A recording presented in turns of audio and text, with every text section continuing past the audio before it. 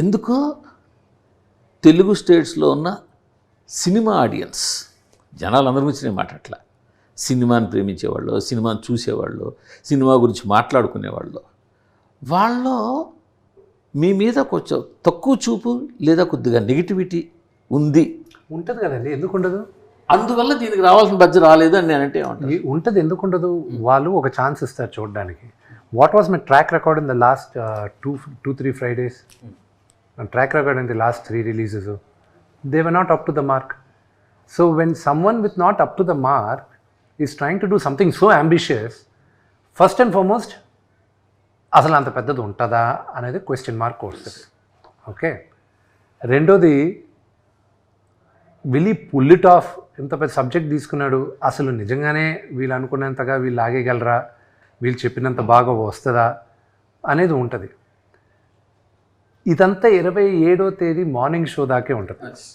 Okay, ఇదంతా 27వ తేదీ. నాకున్న బిగ్గెస్ట్ కాన్ఫిడెంట్ ఇద్దరి దగ్గర నుంచి వచ్చిందండి మేజర్గా. మన బీవీఎస్ రవి, మచ్చా రవి అంటారు కదా, ఆయనకు మా నాన్నగారు నాకు చెప్పకుండా మిక్సింగ్ జరిగేటప్పుడు రవి రా ఒక దగ్గరకు తీసుకెళ్తానని ఆయన తీసుకెళ్ళి ఫస్ట్ హాఫ్ చూపించాడు. రవి ఓ వాజ్ సో అమేజింగ్ అది ఇదని మాట్లాడాడు.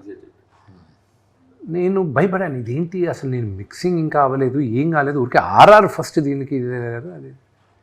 దాని సెకండ్ హాఫ్ ఎప్పుడు అని చెప్తూనే అడుగుతూనే ఉన్నారు.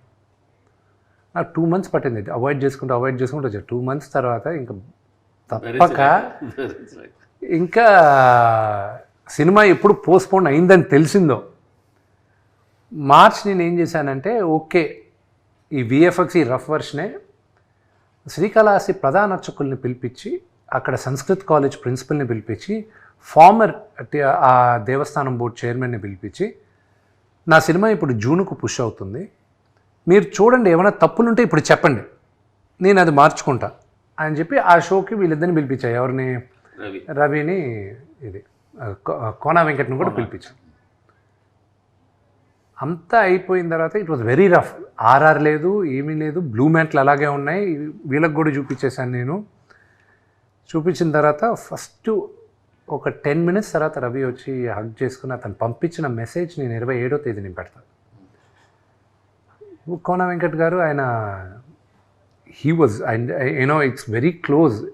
21 సంవత్సరాలు 22 సంవత్సరాలు ఇండస్ట్రీకి వచ్చిన తర్వాత